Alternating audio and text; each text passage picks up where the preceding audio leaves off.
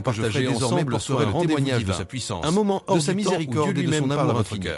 Et dans chaque souffle du vent, chaque rayon de soleil, aujourd'hui chaque sourire rencontré, je reconnaissais le reflet du miracle, et marié de signes de Dieu accomplit toujours ses promesses, dont la foi m'a souvent porté dans mes moments de chute. Je n'ai pas grandi dans une famille profondément engagée dans l'Église. J'allais parfois à la messe, mais mon cœur était ailleurs. J'avais la foi, mais une foi en sommeil, une foi qui doutait. Pendant longtemps, j'ai cru que Dieu regardait mes douleurs de loin. J'ai connu la maladie, la pauvreté, la peur et même le goût amer de l'abandon. Je sais ce que c'est que de prier et de n'entendre que le silence. Mais un jour, tout a basculé. Et ce soir, je vous invite à vous installer confortablement, car dans cette vidéo, nous allons plonger dans une histoire qui dépasse l'entendement humain. Une histoire vécue au Soudan, là où un prêtre a été enterré vivant, mais où Dieu a écrit une autre fin que celle que les hommes avaient préparée. Avant d'aller plus loin, je vous invite à faire 3 choses simples mais puissantes. D'abord, écrivez dans les commentaires une phrase de foi, peut-être quelque chose comme « Mon Dieu peut tout » ou encore « Rien n'est impossible à Dieu ». Ensuite, abonnez-vous à cette chaîne pour ne manquer aucun témoignage de la puissance de Dieu. Et enfin, partagez cette vidéo avec une personne qui traverse une vallée de larmes. Elle a peut-être besoin d'entendre cette histoire aujourd'hui. Au Soudan, la foi chrétienne n'est pas toujours libre. Les chrétiens sont souvent persécutés, menacés, surveillés. Mais même dans le désert le plus sec, Dieu fait jaillir des sources invisibles. C'est dans ce climat de tension qu'un homme de Dieu, humble prêtre, a été arraché à sa paroisse et conduit vers une mort certaine. Ses ennemis pensaient sceller son destin sous la terre. Mais Dieu avait un autre plan. Cette histoire n'est pas seulement celle d'un homme. Elle parle à tous ceux qui ont déjà été étouffés par l'injustice, enterrés vivants sous le poids des épreuves, oubliés par les hommes, mais jamais par Dieu. Le Seigneur est fidèle, même lorsque tout semble perdu. Et maintenant, ouvrons ensemble ce récit pas à pas. Comme les pierres qui jalonnent un chemin dans le désert, chaque signe que vous allez entendre révèle un aspect du plan divin. Le miracle n'est pas tombé du ciel en un instant. Il s'est construit dans la nuit, dans la peur, dans les larmes, mais aussi dans la foi. Le soir tombait lentement sur le petit village de Kosti, dans le sud du Soudan.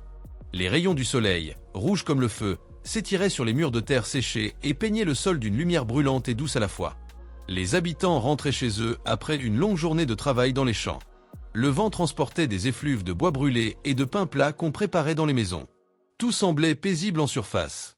Pourtant, une lourdeur étrange s'était installée dans l'air, comme une présence invisible que personne n'osait nommer. Dans la petite maison attenante à la paroisse, le père Daniel priait à genoux. Âgé de 46 ans, cet homme au regard doux et à la voix calme avait consacré sa vie à servir les autres. Il n'était pas un homme de grande prédication publique, mais plutôt de gestes simples. Un repas partagé avec une veuve, une prière pour un malade, une Bible offerte à un jeune homme en doute. Sa foi n'était pas tapageuse. Elle était solide, enracinée dans une intimité silencieuse avec Dieu. Ce soir-là, il avait senti quelque chose dans son cœur. Une agitation. Un pressentiment qui n'était pas ordinaire. Ses mains tremblaient légèrement tandis qu'il ouvrait la Bible posée sur le pupitre de bois. Ses yeux tombèrent sur ces mots. « L'Éternel est ma lumière et mon salut. De qui aurais-je peur ?» Psaume 27:1.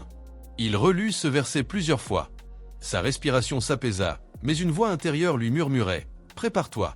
Soudain, un bruit sourd retentit à l'extérieur. 3 coups frappés violemment contre la porte. Pas des coups amicaux. Des coups qui ne laissent aucune place à la négociation. « Père Daniel, ouvrez la porte immédiatement !» cria une voix grave.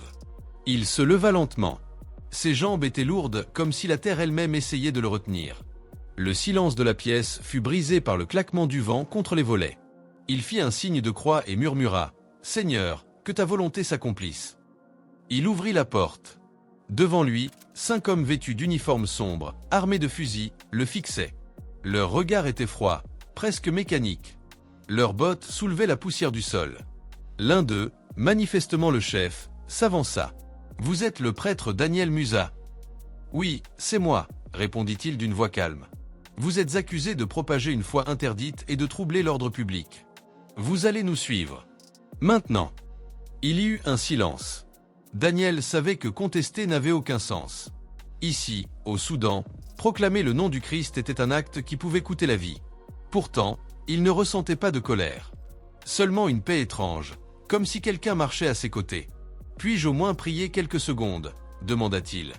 Le chef hésita, puis fit un signe de la tête. Daniel ferma les yeux, posa une main sur son cœur et murmura tout bas. « Même si je marche dans la vallée de l'ombre de la mort, je ne crains aucun mal, car tu es avec moi. Psaume 23:4. Il sentit une chaleur douce envahir sa poitrine. Pas une chaleur physique, une présence. Celle de Dieu. Quand il rouvrit les yeux, les soldats le saisirent par les bras et l'entraînèrent dehors. Les habitants observaient à travers les fentes des portes, silencieux et terrifiés. Personne n'osait bouger. Ce soir-là, le père Daniel disparut aux yeux du monde. La Jeep militaire roulait sur une piste poussiéreuse, secouant son corps à chaque cahot.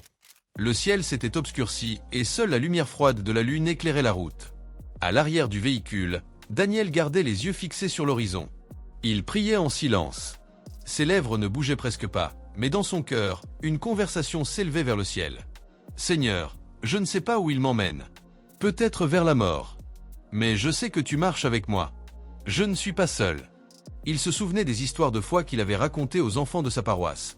Moïse face à la mer Rouge, David face à Goliath, Daniel dans la fosse aux lions. Ce soir, c'était à son tour de vivre une de ces histoires qui ne s'écrivent pas sur du papier, mais dans la chair et dans la foi. Le moteur s'arrêta soudain. On lui banda les yeux. Les voix devinrent plus rudes. « Descends !» Il obéit. Ses sandales foulèrent un sol meuble, sablonneux. Le vent soufflait plus fort. On aurait dit que le désert lui-même retenait son souffle. « Avance !» Ils marchèrent plusieurs minutes. Le silence n'était interrompu que par le bruit sec des bottes et le frottement du tissu contre sa peau. Daniel ne savait pas où il allait. Mais il connaissait celui qui dirigeait ses pas. Pendant ce temps, au village, une vieille femme appelée Mariam priait dans sa petite maison. Elle avait vu les hommes emmener le prêtre. Elle savait ce que cela signifiait souvent. On ne les revoyait jamais. Mais elle ne pouvait pas accepter cette fatalité. Elle posa ses genoux sur le sol froid, leva les mains vers le ciel et cria « Seigneur Jésus, toi qui as ouvert les portes de la prison pour Pierre, toi qui as brisé les chaînes de Paul et Silas, n'abandonne pas ton serviteur. » Elle n'était pas seule. Une dizaine de fidèles se rassemblèrent autour d'elle. Des voix s'élevèrent dans la nuit. Des chants timides, d'abord comme des murmures, puis plus forts. Dans les ténèbres, une bataille invisible avait commencé. Les soldats s'arrêtèrent enfin. Daniel sentit une odeur de terre fraîchement remuée. Même avec le bandeau sur les yeux, il comprit. On creuse rarement une fosse dans le désert pour décorer le paysage. Ils le firent agenouiller. Une main ferme serra l'arrière de sa nuque. Le chef parla d'une voix glaciale. « Renie ta foi et nous te laisserons la vie. » Daniel sentit une sueur froide couler le long de son dos. La peur était là, bien réelle. Elle lui mordait le cœur. Mais au-dessus de cette peur, une autre voix murmurait « Tiens bon, Jésus est mon Seigneur et mon Sauveur », répondit-il simplement. Un coup sec derrière la tête le fit tomber. Le sable entra dans sa bouche. Ils l'insultèrent, le frappèrent, le ligotèrent. Chaque geste était brutal, mais dans son âme, quelque chose restait debout. L'ombre de la mort planait comme un manteau sur cette scène. Pourtant, dans le royaume de Dieu, rien n'échappe à son regard. Même dans la nuit la plus noire, même au fond du désert, il voit. Il entend. Il agit. À des kilomètres de là, une prière montait.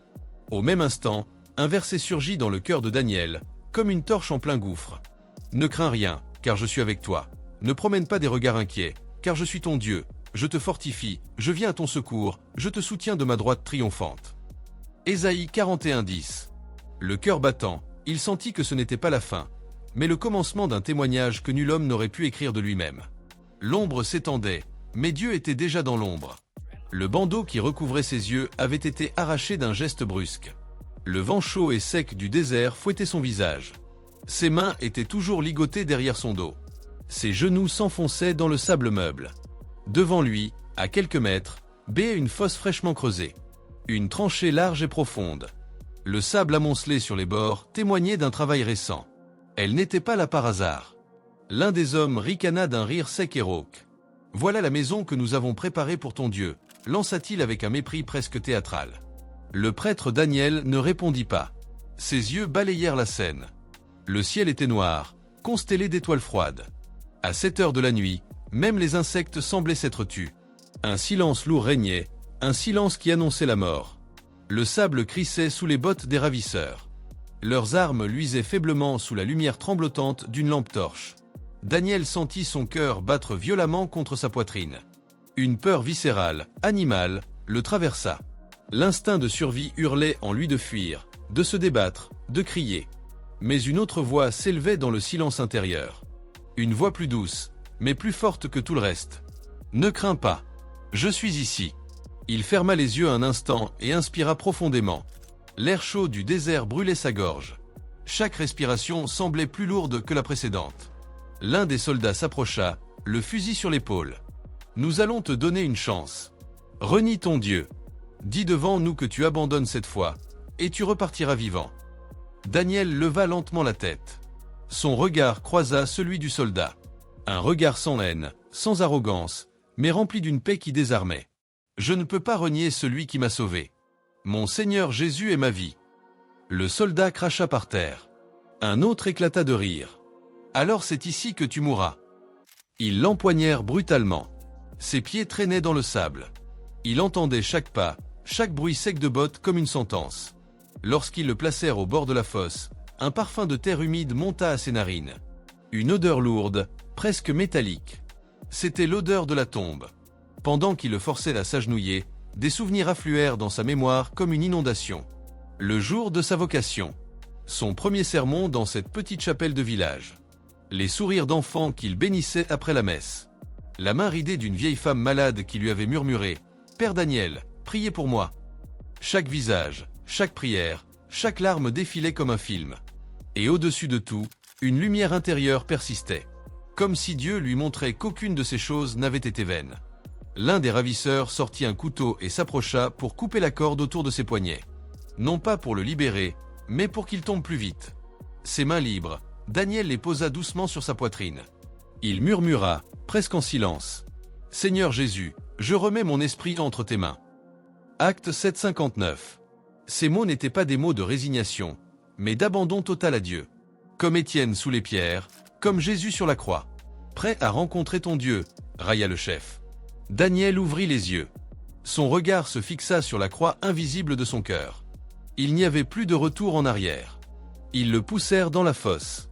Il tomba lourdement sur le dos, le souffle coupé. La poussière s'éleva autour de lui comme une brume étouffante. Le sable colla à sa peau moite. Il entendait les bruits des pelles. Le sable commençait à tomber sur ses jambes, puis sur sa poitrine. Lentement, méthodiquement. La peur, cette bête tapie au fond de lui, se réveilla soudain. Son cœur battait à tout rompre. Une voix humaine criait dans sa tête. « Ce n'est pas juste.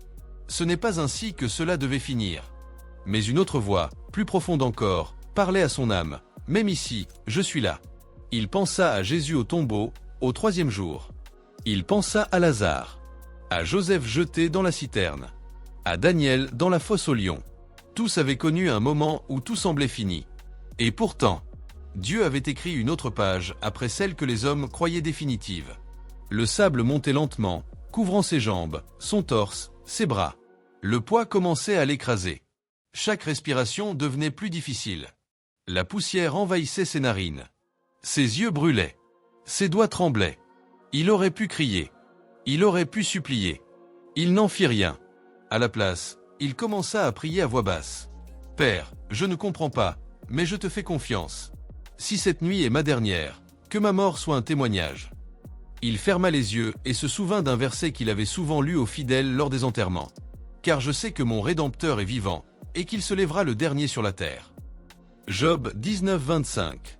Une larme coula le long de sa joue et se perdit dans la poussière. Au-dessus de la fosse, les hommes finissaient leur besogne. Les coups de pelle étaient réguliers, rythmés comme une marche funèbre. Aucun mot, aucun rire, aucun cri. Juste le bruit sourd du sable retombant sur le corps d'un homme. Le chef jeta la dernière pelletée, puis s'approcha du bord. Il regarda la surface plane et dit froidement « Qu'il repose avec son Dieu. » Ils tournèrent le dos et s'éloignèrent, leurs silhouettes se découpant sur l'horizon. Les bruits de bottes s'estompèrent lentement. Puis, plus rien. Le désert retomba dans un silence absolu. Sous le sable, Daniel sentait la pression contre sa poitrine. Chaque inspiration devenait une bataille. Sa tête bourdonnait. Le noir était total. Aucun son, aucun souffle humain. Seule la pulsation de son cœur, sourde et insistante.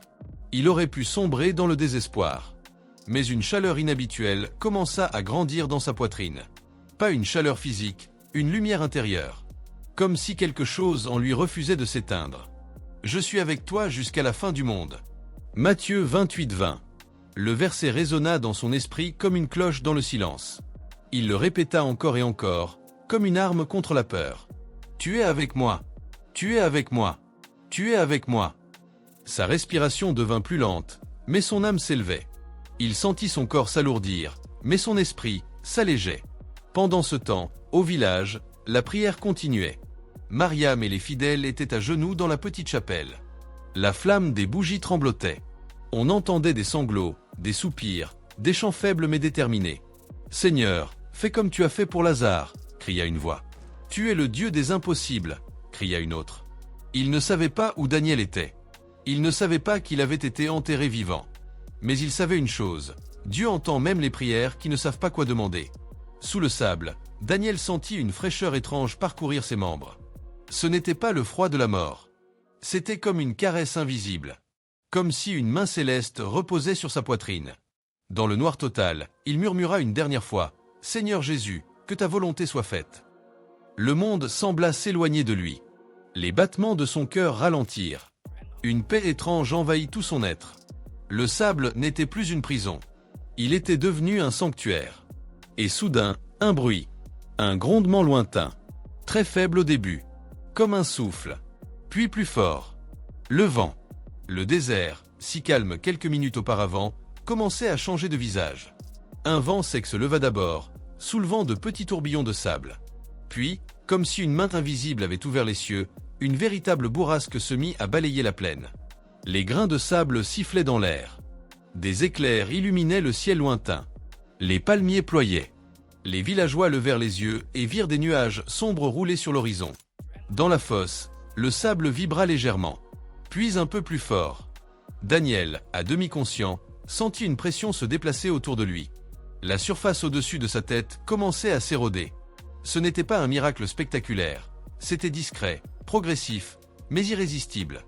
À plusieurs kilomètres de là, un vieil homme nommé Abrahim, ancien musulman converti en secret au christianisme, sortit de chez lui. Il leva les yeux vers le ciel. « Ce vent, ce n'est pas un vent ordinaire, » murmura-t-il. Il se mit à courir vers la périphérie du village, là où le vent semblait converger. Ses pas s'enfonçaient dans le sable. Ses vêtements claquaient sous les rafales. Son cœur battait fort. Il ne savait pas pourquoi il courait, mais quelque chose en lui disait « Va ». Le vent redoubla d'intensité. Les éclairs frappaient loin mais illuminaient la plaine comme en plein jour. La surface de la tombe commençait à s'effriter. Le sable se dispersait. Daniel ouvrit faiblement les yeux. À travers le sable qui l'écrasait, il sentit la pression diminuer légèrement. Son souffle, bien que court, retrouva un rythme. Il ne savait pas encore, mais Dieu était déjà à l'œuvre.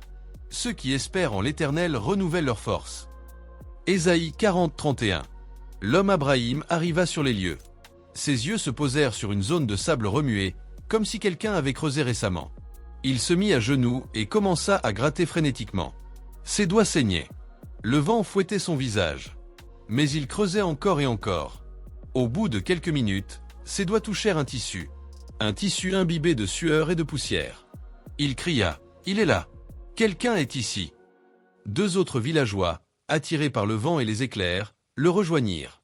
Ensemble, ils creusèrent comme des forcenés, leurs mains plongées dans la terre. La tempête semblait concentrer sa force sur ce point précis. Sous le sable, Daniel sentit un souffle d'air pénétrer. Une fine brise sur son visage. Ses yeux s'ouvrirent en grand. Ses poumons brûlèrent lorsqu'il inspira à nouveau. Sa gorge émit un râle rauque. Au-dessus, les hommes redoublèrent d'efforts. Le sable s'écroulait en cascade. Une main surgit, puis une autre.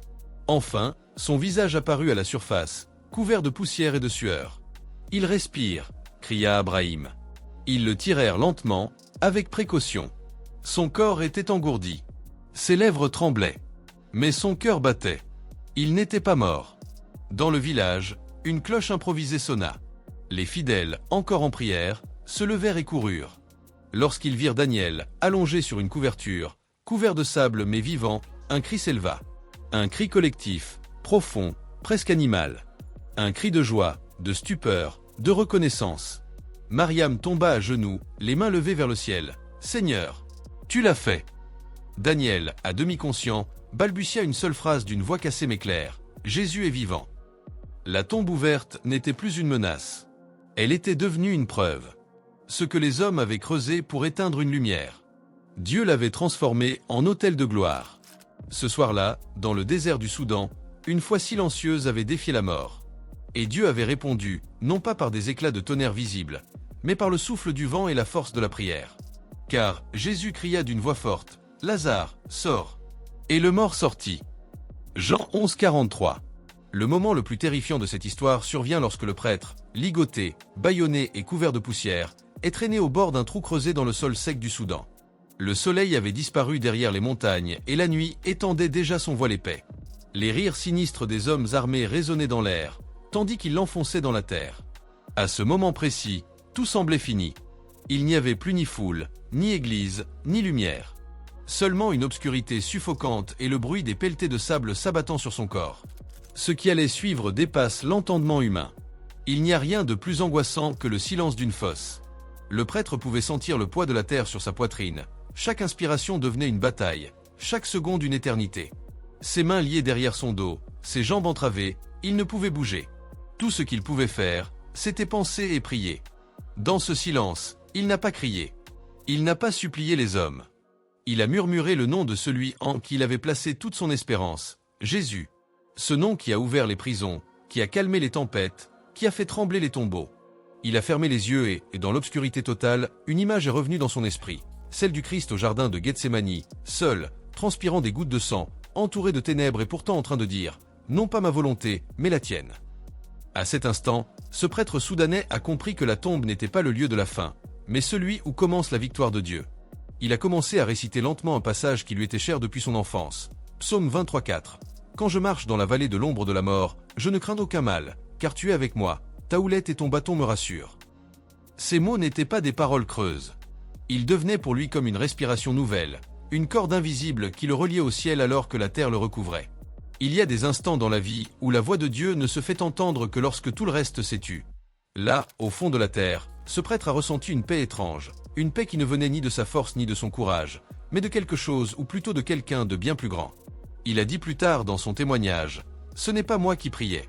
C'était l'Esprit qui priait en moi. » Et cette parole trouve sa racine dans Romains 8, 26. De même aussi l'Esprit nous aide dans notre faiblesse, car nous ne savons pas ce qu'il nous convient de demander dans nos prières.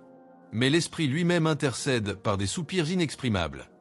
Alors que la dernière pelletée de terre tombait sur son visage, il a cessé de ressentir la peur. Au lieu de cela, une voix intérieure lui a dit « Je suis avec toi jusqu'à la fin ». Ce n'était pas une voix extérieure, ni une hallucination. C'était cette voix douce et ferme que connaissent ceux qui ont marché longtemps dans la foi. La même voix que le prophète Élie avait entendue dans le murmure d'un vent léger. À cet instant précis, le tombeau s'est transformé en sanctuaire. Le lieu de sa mort probable est devenu le lieu de sa rencontre intime avec le Dieu vivant. Alors qu'il commençait à manquer d'air, le prêtre a eu des flashs de toute sa vie. Son enfance dans une paroisse poussiéreuse. Ses premières lectures de l'Évangile. Les chants des messes matinales. Ses années de doute. Ses larmes versées dans la nuit lorsqu'il avait presque tout abandonné. Et surtout, ce moment unique où il avait entendu l'appel de Dieu à servir dans un pays où être chrétien signifiait risquer sa vie chaque jour. Il s'est rappelé les mots du Seigneur adressés à Jérémie, Jérémie 1,5. « Avant que je t'eusse formé dans le ventre de ta mère, je te connaissais, et avant que tu fusses sorti de son sein, je t'avais consacré. » Cette parole a résonné comme une lumière dans la noirceur de la tombe. Ce n'était pas un hasard qu'il soit là. Ce n'était pas une fin tragique. C'était une scène écrite dans le plan souverain de Dieu. Et quand Dieu écrit une histoire, même la mort doit attendre la fin de son chapitre. Alors que sa respiration devenait difficile, le prêtre a ouvert intérieurement les yeux et a dit une simple prière. « Seigneur, si c'est ici que ma course s'arrête, reçois mon âme. Mais si tu veux glorifier ton nom, fais de cette tombe un témoignage pour les générations à venir. » Il ne priait pas pour être sauvé seulement. Il priait pour que le nom de Dieu soit connu à travers son épreuve. Ce genre de prière n'est pas celle de la peur, mais celle d'un cœur abandonné à Dieu. Il s'est souvenu de Philippiens 1,21, « Car Christ est ma vie, et la mort m'est un gain. » Il a compris que même si les hommes pensaient l'avoir enterré pour l'effacer, Dieu pouvait se servir de cette tombe comme d'une scène pour manifester sa gloire. Et dans cette prière, il s'est produit quelque chose d'extraordinaire. Alors qu'il était persuadé que sa dernière respiration arrivait, une lumière étrange a percé la terre au-dessus de lui. Ce n'était pas une lumière naturelle. Il n'y avait aucune lampe. C'était comme un rayon invisible qui chauffait sa poitrine et le remplissait d'une énergie nouvelle. Il a raconté par la suite, « Ce n'était pas une lumière que mes yeux voyaient, mais une lumière que mon âme sentait. Elle était plus forte que la peur. C'est ici que la parole de Jean 1,5 s'accomplit. La lumière brille dans les ténèbres, et les ténèbres ne l'ont point reçue. Cette lumière intérieure n'a pas ôté la terre au-dessus de lui, mais elle a ôté le désespoir. Et lorsque le désespoir disparaît, le miracle est déjà en marche, même si les yeux humains ne le voient pas encore. À ce moment, Dieu a commencé à lui rappeler des passages bibliques qu'il avait longtemps médités. L'un d'eux était Ézéchiel 37, la vision de la vallée des ossements desséchés. Dieu avait dit au prophète, « Fils de l'homme, ces os pourront-ils revivre ?»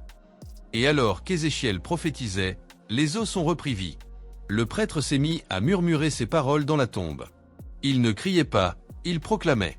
Et plus il proclamait, plus la présence de Dieu devenait tangible. Il a alors compris que Dieu ne sauve pas toujours en éloignant la tombe. Parfois, il sauve en entrant lui-même dans la tombe. C'est ce qu'il a fait pour Lazare. C'est ce qu'il a fait pour Jésus. Et maintenant, c'est ce qu'il faisait pour lui. Ce moment n'était pas visible aux hommes, mais le ciel tout entier y était attentif. Lorsque quelqu'un élève un cri de foi dans la nuit la plus sombre, ce cri n'est jamais perdu. Le psalmiste disait, Psaume 34,7, « Quand un malheureux crie, l'Éternel entend, et il le sauve de toutes ses détresses. » Il n'y avait pas de témoins humains, pas de caméra, pas de prêtre. Mais il y avait un Dieu qui écoute même dans le ventre de la terre. À ce cri silencieux, le vent a commencé à se lever dans la région. Les bourreaux, qui étaient restés non loin de là, ont été pris de peur par une tempête soudaine et inexpliquée. Ils n'avaient aucune idée que ce vent était la réponse d'un Dieu qui n'oublie pas ses enfants. À l'intérieur de la tombe, le prêtre a commencé à sentir la pression sur sa poitrine diminuer. Ce n'était pas la terre qui disparaissait, mais sa peur qui s'évaporait. L'endroit qui aurait dû être sa fin est devenu le lieu où il a connu Dieu d'une manière que peu d'êtres humains expérimentent. Il s'est souvenu de Jonas, englouti dans le ventre du poisson, priant au plus profond des mers. Jonas 2,2 « Dans ma détresse, j'ai invoqué l'Éternel, et il m'a exaucé. Du sein du séjour des morts j'ai crié, et tu as entendu ma voix. » C'est exactement ce qui se passait. Au fond de la terre soudanaise, une prière montait comme une flamme invisible, et Dieu l'entendait. Ce troisième signe n'est pas encore le miracle visible. C'est le moment invisible, celui que personne ne voit mais que Dieu chérit. C'est dans les tombes que naissent les résurrections. C'est dans les ténèbres que les lumières célestes brillent le plus fort. Beaucoup veulent voir des miracles, mais peu comprennent que tout miracle commence dans un lieu de silence, de douleur et de foi brute. Ce prêtre n'a pas été sauvé parce qu'il avait la force physique de s'en sortir, mais parce qu'il avait la force spirituelle de faire confiance à Dieu quand tout semblait perdu. Dieu n'est jamais en retard. Il est souvent silencieux dans la nuit, mais son silence n'est jamais un abandon. C'est un prélude à une révélation. Dieu parle dans les sépultures, comme avec Lazare et Ézéchiel. La voix de Dieu est plus forte que la mort. La lumière intérieure est plus puissante que les ténèbres extérieures, Jean 1,5. Le cri de foi attire la réponse divine, Psaume 34,7. La foi s'enracine dans les moments d'obscurité, pas dans les saisons faciles. Dieu utilise les lieux de mort pour manifester sa gloire. Toi qui regardes cette vidéo, peut-être que tu n'es pas enterré physiquement, mais peut-être que tu es enterré sous le poids d'un échec, d'une trahison, d'une maladie ou d'un silence qui semble interminable. Si Dieu a pu parler dans une tombe au Soudan, il peut parler dans ta situation. Ce n'est pas parce que tu es dans le noir que Dieu est absent. Au contraire, c'est souvent là qu'il agit le plus puissamment. Je t'invite à écrire en commentaire cette phrase de foi, « Seigneur, parle même dans ma tombe ». Dis-nous aussi d'où tu regardes cette vidéo et partage-la à quelqu'un qui traverse une nuit obscure. La nuit semblait étouffer le monde. Le sol était dur et sec. Au-dessus de cette fosse, quelques silhouettes armées s'étaient éloignées pour festoyer, persuadées que l'histoire de ce prêtre était terminée.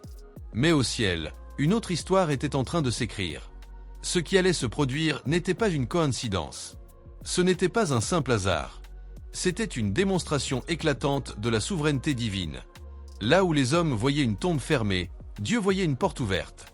Là où les ennemis célébraient une victoire, le ciel préparait une résurrection. À des kilomètres de là, des fidèles priaient. Ils ne savaient pas exactement où leur prêtre se trouvait, mais ils savaient qu'il avait été enlevé.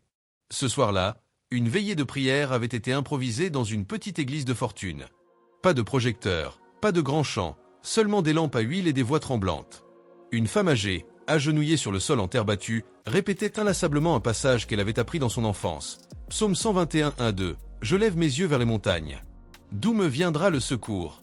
Le secours me vient de l'Éternel, qui a fait les cieux et la terre. » Dans ce lieu humble, Dieu écoutait. Il écoutait les soupirs de son peuple. Il entendait les larmes plus fort que les cris. Il voyait dans le noir ce que personne d'autre ne pouvait voir.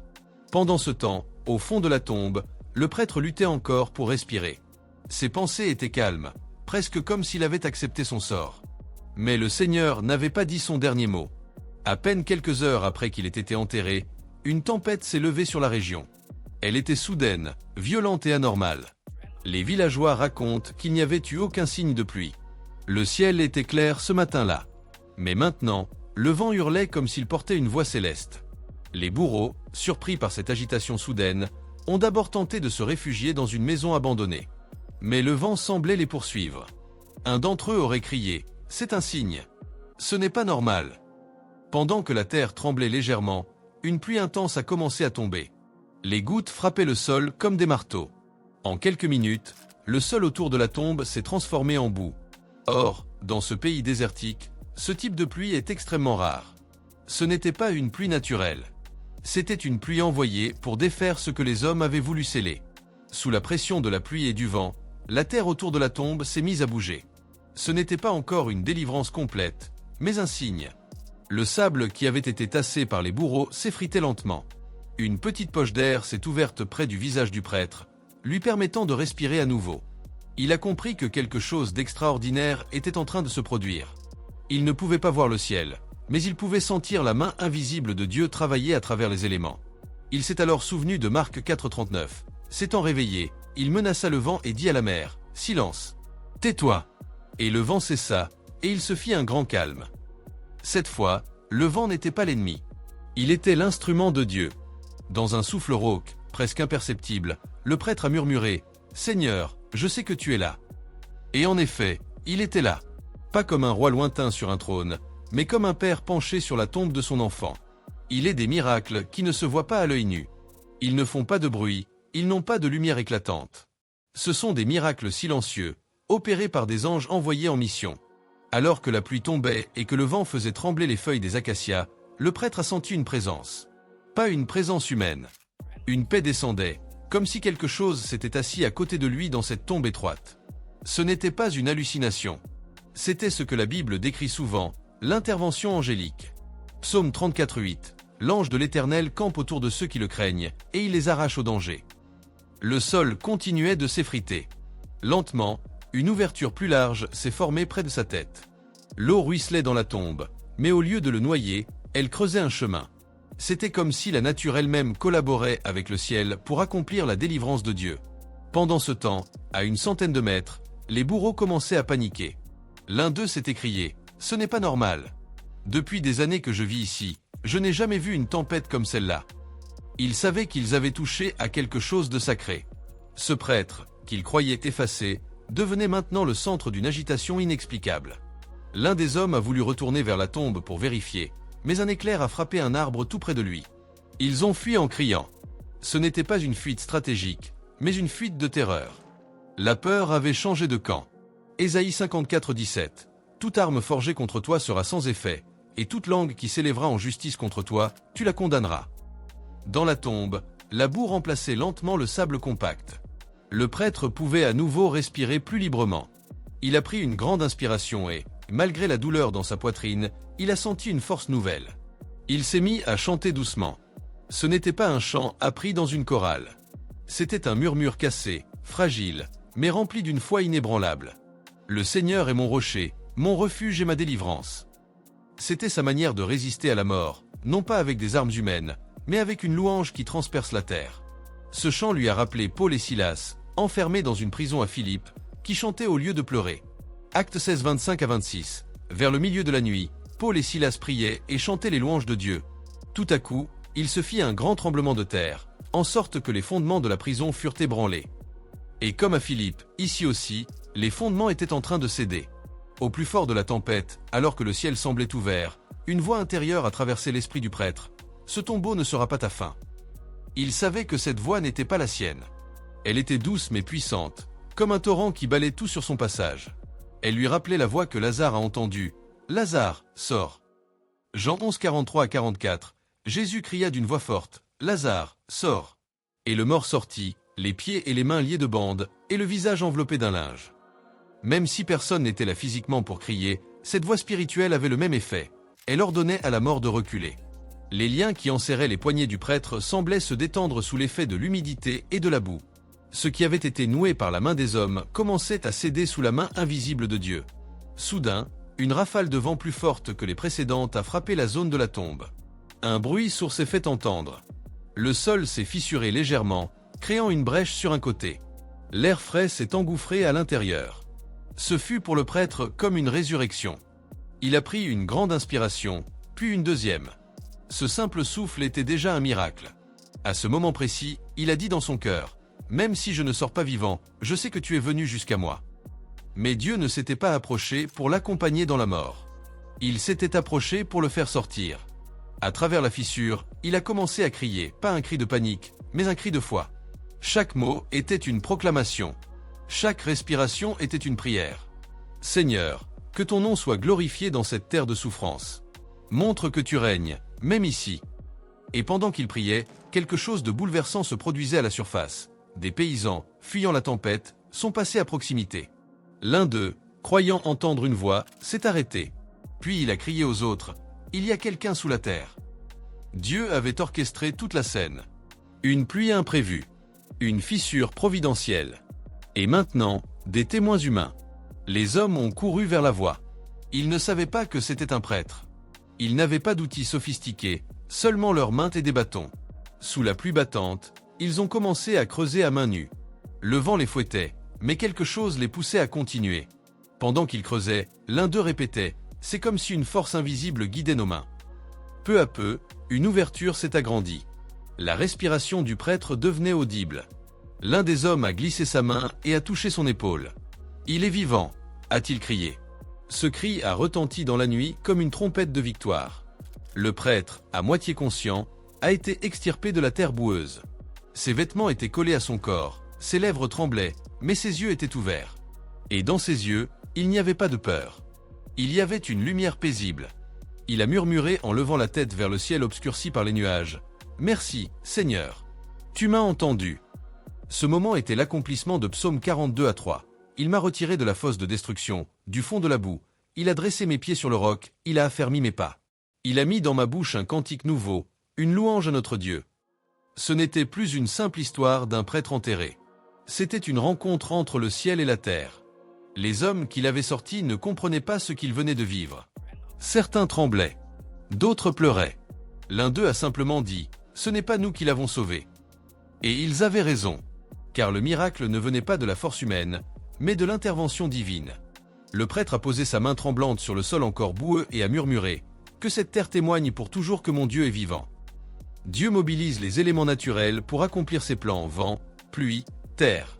Les anges interviennent discrètement pour entourer ceux qui craignent le Seigneur. Psaume 34, émoticône, n'en croyant pas ses yeux. La peur change toujours de camp quand Dieu agit. Même enterré, la voix d'un croyant peut atteindre le ciel. Quand le ciel se lève, aucune tombe ne reste fermée. Lazare appelé hors du tombeau, Jean 11. Paul et Silas délivrés de prison, Acte 16. Jonas criant dans le ventre du poisson, Jonas 2. Ézéchiel proclamant sur la vallée des ossements, Ézéchiel 37.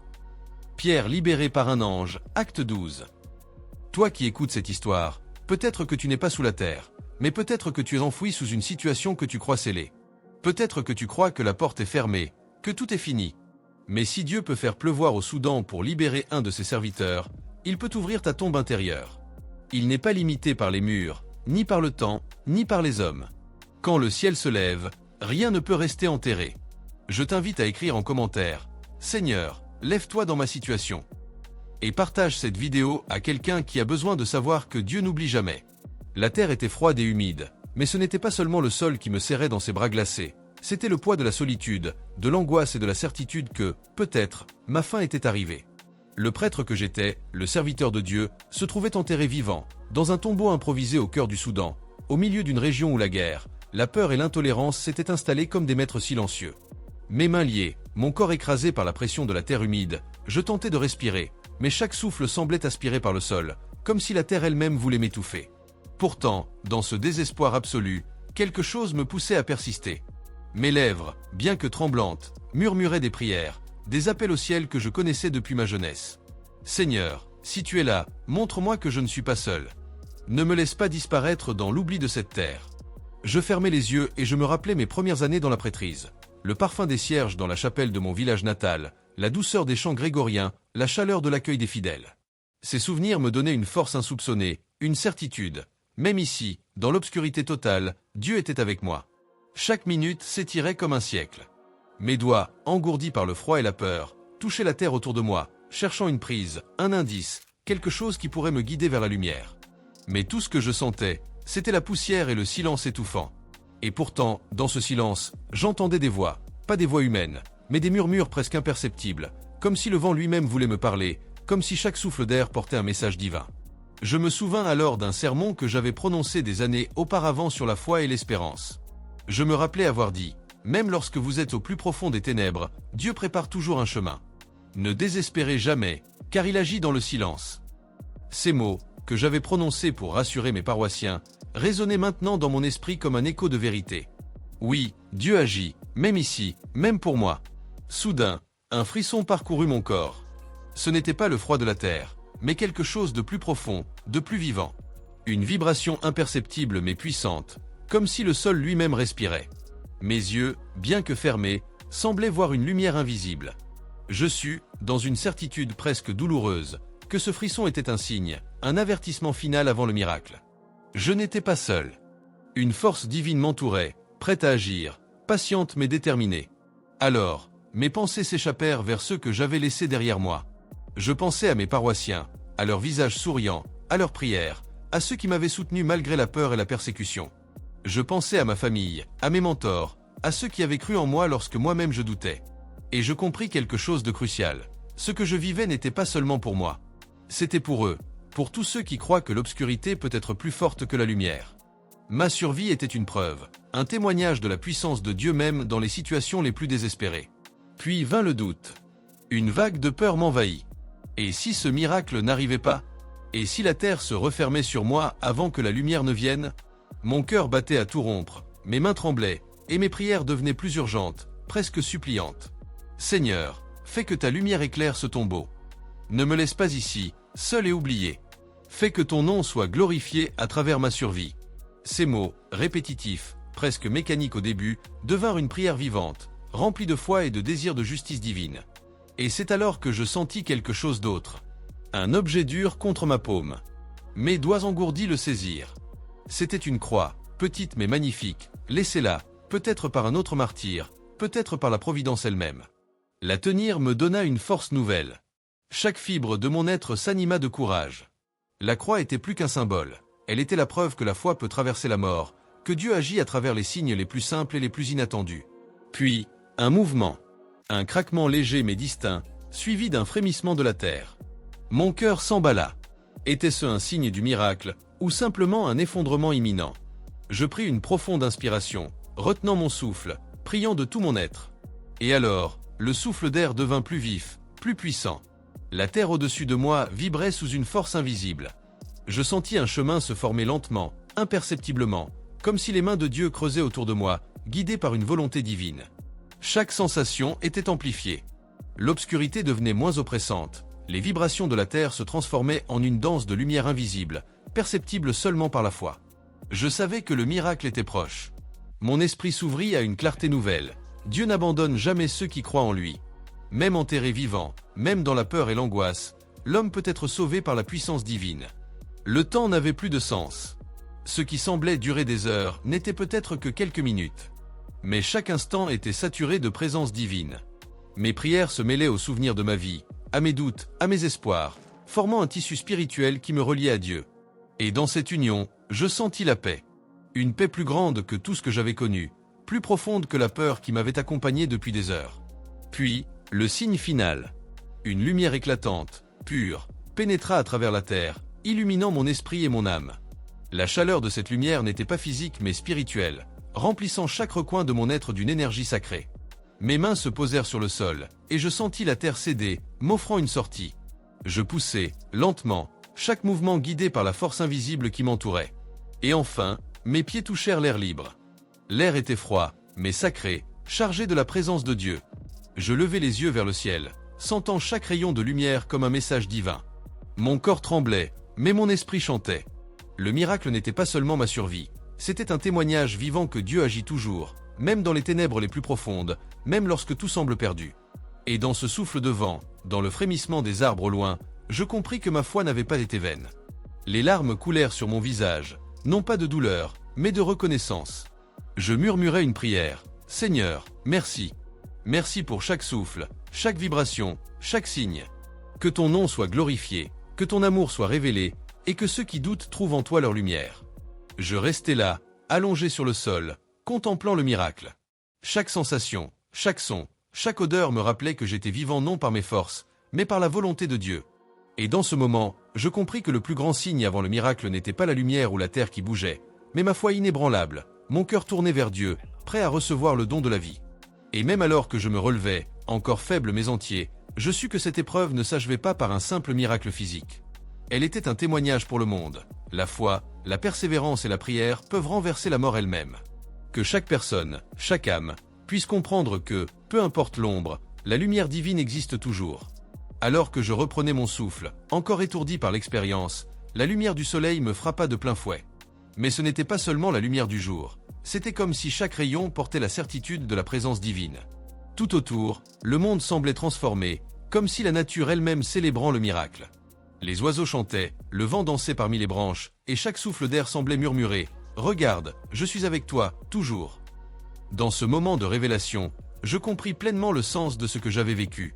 Dieu ne m'avait pas seulement sauvé physiquement, il m'avait rappelé, et à travers moi, rappelé à tous ceux qui écouteraient ce témoignage, que la foi est plus forte que la mort, que la prière peut déplacer l'invisible, et que même dans les lieux où l'homme n'espère plus rien, Dieu prépare un chemin. Chaque doute, chaque peur que j'avais ressentie dans l'obscurité souterraine n'était qu'une épreuve pour affiner ma foi, pour me rendre réceptif au miracle que seule sa puissance pouvait accomplir. Je sentis alors un profond besoin de partager ce message, de transformer mon expérience en lumière pour ceux qui luttaient dans le désespoir. Le Seigneur m'avait donné la vie non pour moi seul, mais pour témoigner que nul n'est jamais oublié, que chaque âme est précieuse à ses yeux. Je tombai à genoux, le cœur débordant de gratitude, les mains levées vers le ciel. Et dans ce geste, je priais non seulement pour moi, mais pour tous ceux qui souffrent, pour tous ceux qui croient que la lumière est perdue, pour tous ceux qui cherchent un signe de l'amour infini de Dieu. Ma prière s'éleva, douce et puissante à la fois. Seigneur Tout-Puissant, Créateur de l'univers et Père de miséricorde, je t'élève mon cœur en ce moment. Merci pour la vie, merci pour le souffle, merci pour le miracle que j'ai reçu. Accorde, Seigneur, ton amour et ta protection à ceux qui se trouvent dans les ténèbres, qui se sentent seuls, qui doutent de leur avenir. Montre-leur que même dans le silence et l'obscurité, ta main guide, ta lumière éclaire, et ton amour transforme. Seigneur, fais que chaque cœur blessé ressente ta présence, que chaque âme perdue retrouve la paix en toi, et que ton nom soit glorifié à jamais. Je laissais les mots s'écouler de moi comme une rivière, sentant chaque prière se transformer en énergie divine, se répandre dans le monde. Je compris que ce moment n'était pas la fin de mon épreuve, mais le commencement de ma mission, témoigner de ce miracle pour que d'autres, peut-être, trouvent leur propre lumière dans l'obscurité. Et alors que je me relevais, je vis au loin le village qui m'avait connu, mes paroissiens réunis, priant peut-être pour moi sans même savoir que j'étais encore en vie. Une chaleur immense envahit mon cœur. Le miracle avait touché non seulement mon corps et mon âme, mais aussi tous ceux qui croyaient en moi, tous ceux qui espéraient, tous ceux qui priaient. Dans un souffle final de gratitude, je murmurai « Seigneur, que ton nom soit honoré, que ton amour éclaire le monde, que ta miséricorde guérisse les blessures, et que chaque âme sache que, même enterrée par les épreuves, elle peut renaître grâce à toi. Amen. » Le vent porta ma prière à travers les champs, les rivières et les collines, comme un écho éternel de la foi et du miracle. Et je sus que ce moment, cette expérience, resterait à jamais gravée dans ma vie, non pas comme une simple survie, mais comme la preuve vivante que Dieu est fidèle, même là où tout semble perdu.